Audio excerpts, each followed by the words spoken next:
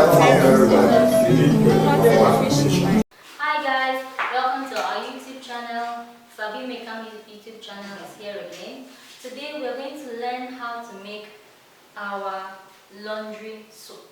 First ingredient is going to be our palm kernel oil, which is also known as our PKO.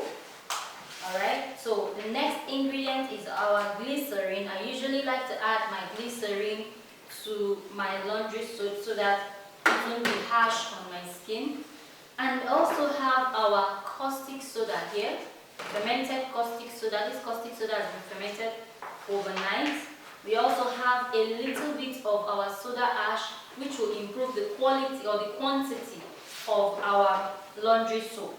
Now, our soda ash has been checked, or our caustic soda has been checked with our hydrometer.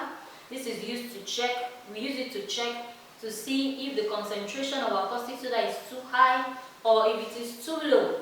If it's too low, we need to recharge. If it is too high, we need to add a little bit of water. So having checked that, we've done that already, and it's at the stipulated mark. Okay, for caustic soda, it has to be at 1275, and for soda ash, it has to be at 1150. I also have my fragrance here. It's optional. Some people don't add fragrance, but I like to add fragrance to my laundry soap. And we also have color here, water-based color. Remember to always use your water-based color. Okay, so the first item I am going to add here is my glycerin. Okay, this is the PKO. It's already in there, so I'll add my glycerin to it.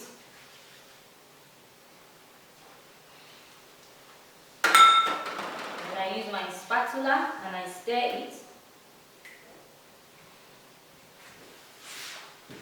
The next item I'm going to add here is my caustic soda.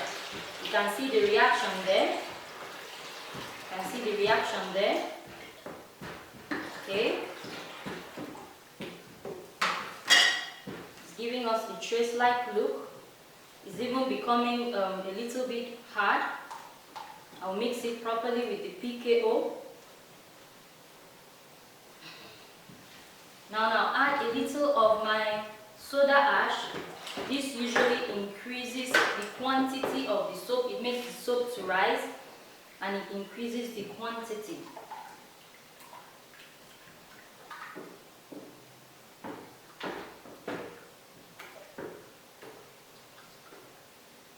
Have a nice mixture there, homogeneous mixture.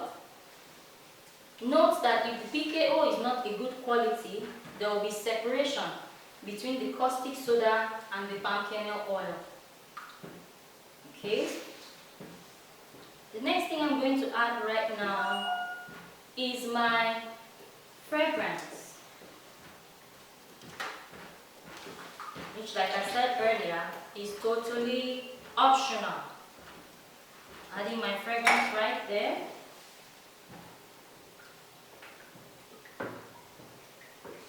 And then the next thing is my color. That is optional.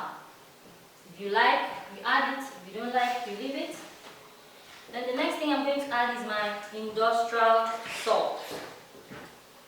Added my industrial salt right there. Okay.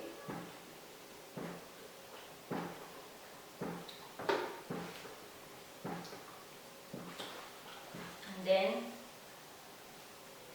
I'll take my soap and I'll pour it into my molds. Alright, so I am going to pour it, because this is a do it at home or do it yourself laundry soap.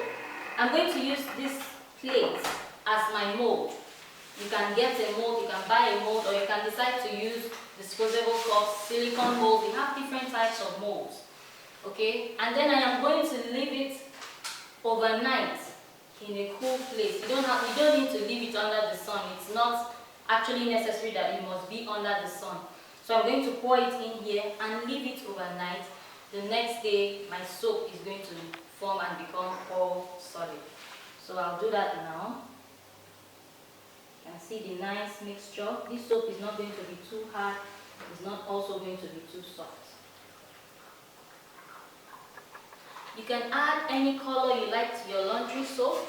You can even add vitamin E to your laundry soap. Whatever it is you want to add, you can make your toilet soap from this basic knowledge, okay, by adding other ingredients. Okay, thank you very much for watching our channel.